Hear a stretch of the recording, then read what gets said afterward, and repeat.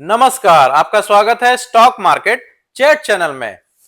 हमारे stock market में Nifty 50 में 5 महीने से बस लोअर लो लग रहा है। बस लाल रंग ही देखने को मिल रहा है और आज भी लाल रंग ही देखने को मिला। जहां से शुरू हुआ लगभग वहीं क्लोज हुआ। मामूली 5 अंक की गिरावट देखने को मिली निफ्टी 50 में। निफ्टी 50 की बात करें तो एक्सपेक्टेड था गिफ्ट निफ्टी और अमेरिकन बाजार में लास्ट फ्राइडे में तेजी थी तो हमारा बाजार भी गैप अप खुलेगा। लेकिन जैसे ही तेजी आई एफआईआई की सेलिंग मशीन भी चालू हो गई और आज पूरे दिन जब भी तेजी आई गिरावट हावी रही और अंत में फिर से रेड में ही क्लोज हुआ। लगातार 18th ट्रेडिंग सेशन से रेड में क्लोज हो रहा है निफ्टी 50 और जैसे श्योर ही था आज फिर से एफआईआई ने सेलिंग ही किया होगा। यस, वही हुआ है। आज एफआईआई ने 4,700 करोड़ के ऊपर सेलिंग किया है थैंक्स टू डीआईआई जो 8,790 करोड़ लगभग दुगना की करोड़ की खरीदारी की। नहीं तो आज बाजार में बड़ा वाला लाल रंग देखने को मिलता। दोस्तों, निफ्टी 50 में 16% तक गिर गया अपने हाई से। इस गिरावट के लिए कई दिग्गज सरकार ने जो लॉन्ग टर्म कैपिटल टैक्स बढ़ाया था लास्ट बजट में उसको जिम्मेदार मान रहे हैं और इंडिया के बड़े बड़े इन्वेस्टर सरकार से रिक्वेस्ट कर रहे हैं कि long term capital gain tax को कम कर दिया जाए या खत्म कर दिया जाए जिससे एफआईआई भारतीय बाजार में फिर से लौट जाए। ये है हेलियस कैपिटल के समीर अरोरा जो बिंदास बोलते हैं जब मार्केट में गिरावट चालू हुआ था तभी से long term capital gain tax और short term capital gain tax जो सरकार ने बढ़ाया वो सही नहीं बता रहे थे और अभी हाल फिलहाल फिर से बोला long term capital gain tax नहीं लगना चाहिए एफआईआई पर या इन जनरल भी नहीं लगना चाहिए पब्लिक पर। एफआईआई को इसलिए बोला क्योंकि उनको फॉरेक्स रिस्क भी रहता है एफआईआई को जो हाल फिलहाल चल भी रहा है। इंडियन रुपी लगातार डेप्रिसिएट कर रहा है और एफआईआई को टैक्स सेटअप भी अवेलेबल नहीं रहता है होम कंट्री में। एफआईआई को जिससे वो टैक्स बता सके जो होम कंट्री में टैक्स सेटअप के द्वारा वो भी उनको नहीं मिलता। समीर अरोरा ने यह भी कहा एफआईआई पर टैक्स लगाना गवर्नमेंट का सरकार का बिगेस्ट मिस्टेक है। एक और इन्वेस्टर ये है गुरमीत चड्ढा सीआईओ हैं कंप्लीट सर्किल के। इन्होंने फाइनेंस मिनिस्टर से रिक्वेस्ट किया है लॉन्ग टर्म कैपिटल टैक्स को हटा देना चाहिए और शॉर्ट टर्म टैक्स जो सरकार ने बढ़ाया था लास्ट बजट में 15 से 20% कर दिया था उसको एज इट इज रखना चाहिए 20% पर। इस तरह से कई इन्वेस्टर ने आवाज उठाई है जब से बाजार में गिरावट आई है।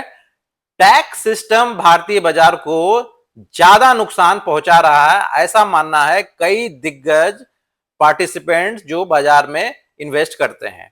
बड़े बड़े पार्टिसिपेंट्स की बात कर रहे हैं। तो क्या सरकार बड़े मार्केट पार्टिसिपेंट की बात मानेगी? तो दोस्तों, ये जो न्यूज आ रही है सोर्सेस से आ रही है, कंफर्म नहीं है।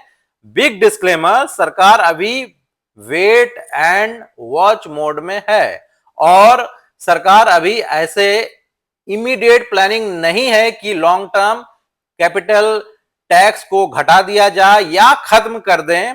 हाँ, सरकार ने ये डिनाई भी नहीं किया है कि ऐसा नहीं भी करेंगे। सरकार का मानना है बाजार में गिरावट जो आ रही है वो ग्लोबल अनसर्टेनिटी के कारण आ रही है और सरकार का मानना है 4 से 6 वीक में बाजार शेयर मार्केट रिकवर कर सकती है। यदि ऐसा नहीं हुआ तो शायद सरकार विचार कर सकती है long term capital gain tax पर।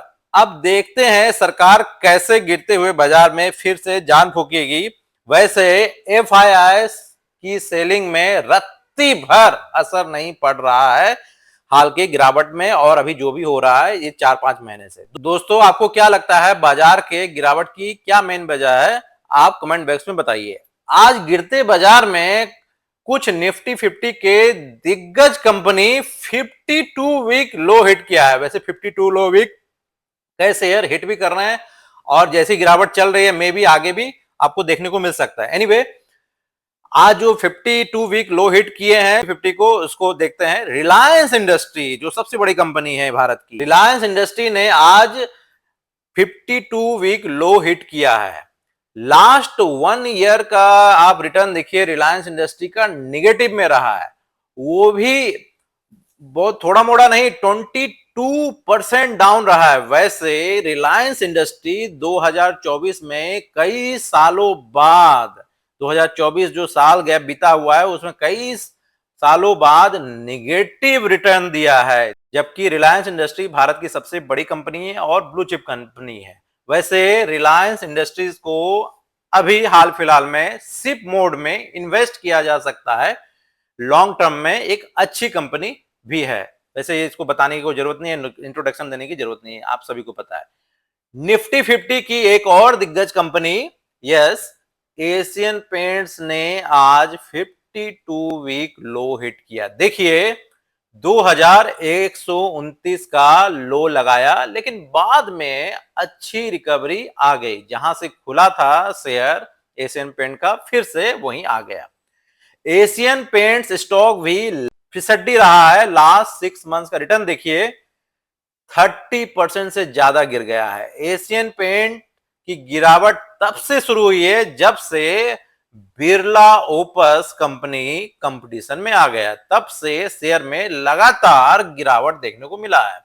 दोस्तों, इस शेयर में भी सिप मोड में इन्वेस्टमेंट किया जा सकता है, बीइंग ए गुड कंपनी, और लॉन्ग टर्म में ये पैसा बनाकर देने की संभावना बहुत है। वैसे भी गिरावट चल ही रही है, लेकिन सिप मोड में करेंगे तो मे भी आपको अच्छा रिटर्न दे सकता है।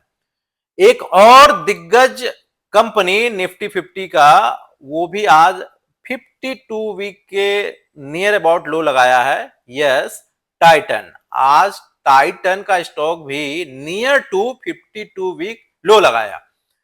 टाइटन इंडिया के एक big bull late Rakesh Jhunjhunwala का मल्टी बैगर स्टॉक रहा। यही स्टॉक उनको अच्छा वेल्थ बनाकर दिया था, लेकिन इस गिरावट में टाइटन कंपनी का भी बुरा हाल है। लेकिन आज गिरावट के बाद सुबह रिकवर कर गया और थोड़ा पॉजिटिव में क्लोज हुआ।